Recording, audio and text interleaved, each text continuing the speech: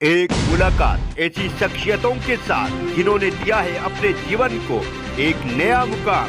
रूबरू कराएंगे ऐसी कुछ हस्तियों के साथ एक खास शख्सियत के साथ मुलाकात जयदेव पटेल के साथ नंबर 1 इंडिया न्यूज पर। नमस्कार व्यूअर्स, मैं हूं जयदेव पटेल और आप देख रहे हैं नंबर 1 इंडिया न्यूज। आपका एक बार फिर स्वागत है एक खास शख्सियत के साथ मुलाकात प्रोग्राम में। आज हमारे साथ खास मेहमान है असम के गवर्नर गुलाबचंद कटारिया। गुलाबचंद कटारिया जी, आपका बहुत बहुत स्वागत आज हमारे प्रोग्राम में। धन्यवाद आपका जी। गुलाबचंद कटारिया जी, असम के गवर्नर के रूप में आपको जो एक नई जिम्मेदारी दी गई है, अहम जिम्मेदारी, क्या कहेंगे इस पर आप? तो निश्चित रूप से एक संवैधानिक पद मुझे दिया गया है। मैं संवैधानिक पद का गरिमा को बनाए हुए जो भी मुझे काम करना है उसे बखूबी करने का प्रयास करूंगा। जी। गुलाबचंद कटारिया जी, राजस्थान में इस साल चुनाव होने वाले हैं, जिसके चलते बीजेपी कार्यकर्ताओं आपके समर्थकों का कहना है कि आपकी ज्यादा जरूरत राजस्थान में है। देखो, मैं सोचता हूं कि मेरी पार्टी के जो केंद्रीय नेतृत्व है और देश के प्रधानमंत्री जी हैं, उनका जिस प्रकार का सोच है, जिस प्रकार के काम करने का तरीका है, उन्होंने मेरा उपयोग राज्यपाल के रूप में ज्यादा अच्छा समझा होगा और इसके कारण से उन्होंने मुझे ये संवैधानिक जिम्मेदारी दी है। मेरे जीवन में अब तक मैंने जो भी जिम्मेदारी पार्टी के प्रमुख लोगों ने मुझे दी है, मैं उसको बखूबी निभाने का प्रयास किया। मेरी शक्ति और समझ के अनुसार मैंने उस बात को आगे बढ़ाया। जी। गुलाबचंद कटारिया जी, असम एक ऐसा राज्य है जहां पर हिंदू मुसलमान के साथ साथ तमाम प्रकार की कई और समस्याएं भी हैं। ऐसे में राज्यपाल के लिए किस प्रकार की चुनौती होगी, ऐसा आप देखते हैं?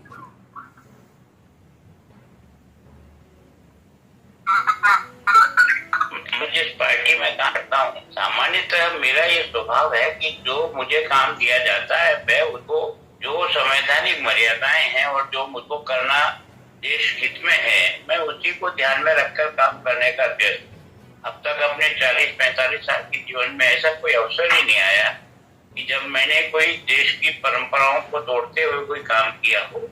मैं हमेशा देश हित में काम करने का अभ्यास करता हूँ। जी। गुलाबचंद कटारिया जी, आप राजस्थान में बीजेपी के कद्दावर नेता के रूप में जाने जाते हैं। जब आप राज्यपाल के रूप में जब असम चले जाएंगे तो आपकी कमी कितनी महसूस होगी और इस डेढ़ को पूरा करना कितनी बड़ी चुनौती होगी बीजेपी के लिए? मैं सोचता हूँ कि भारतीय जनता पार्टी में हर कार्यकर्ता क्षमता रखता है। जिसको जैसा मौका मिलता है वो अपने क्षमता के अनुसार काम करता है, क्योंकि हम लोगों का स्वभाव देश के लिए काम करने का होता है, किसी व्यक्ति के लिए नहीं, किसी समाज के लिए नहीं, किसी जाति विषय के लिए।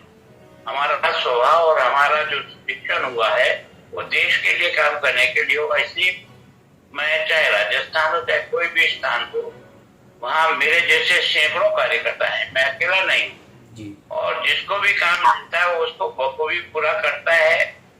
आज से इतने वर्ष पहले कौन जानता था कि एक सामान्य परिवार से पैदा हुआ देश का प्रधानमंत्री नरेंद्र मोदी इतना बड़ा काम कर जाएगा कि आज देश और दुनिया इस बात को मानेगी कि हाँ, भारत में नेतृत्व करने की क्षमता कितनी जी।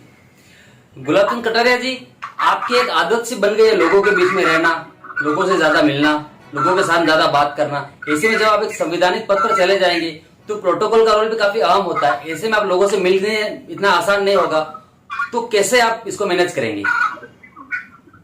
तो मैंने आपको पहले भी कहा कि मैं एक अनुशासित कार्यकर्ता हूँ और इस कारण से जिस संवैधानिक पद को मुझे सुपुर्द किया है, मैं उसकी मर्यादाओं को रखते हुए काम करूंगा।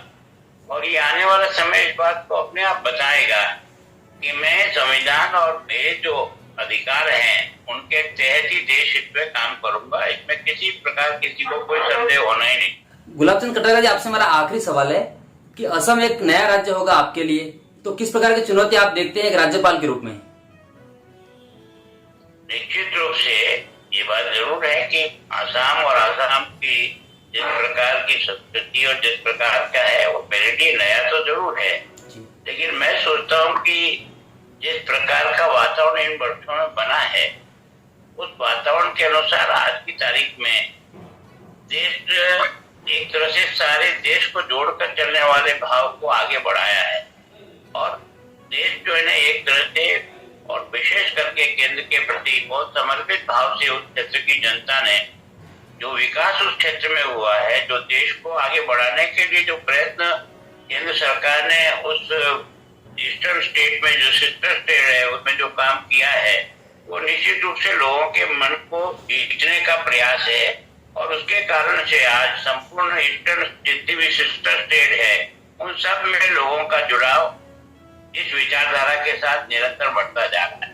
जी, गुलाब चंद कटारिया, जाते जाते मैं आपसे एक कमेंट और चाहूंगा कि आपकी एक आदत सी बन गई है कार्यकर्ताओं से मिलना, बातचीत करना, उनसे एक मेल मिलाप रखना। तो ऐसे में अब जब आप एक संवैधानिक पद पर जा रहे हैं तो प्रोटोकॉल एक आम हो जाता है, तो ये कैसे मैनेज करेंगे आप?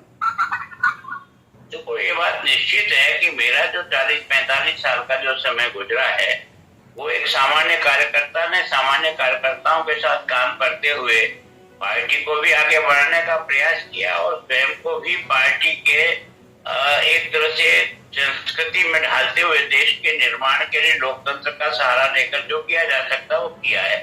लेकिन ये चूंकि एक संवैधानिक पद है, अब मैं न पार्टी का सदस्य हूँ न मैं आज प्रतिपक्ष का नेता हूँ, तो मैं इतना तो जानता हूँ कि संवैधानिक दायित्व को किस तरह से निर्वहन किया जाता है। क्योंकि मेरा एक लंबा राजनीतिक जीवन रहा है, मैं उस संविधान की मर्यादाओं को समझता भी हूँ और उसको पूरा पालन करते हुए आगे काम करने का प्रयास। जी, गुलाब चंद कटारिया जी, आपको नई जिम्मेदारी के लिए बहुत बहुत शुभकामनाएं और आपने हमारे लिए समय निकाला उसके लिए आपका बहुत बहुत धन्यवाद।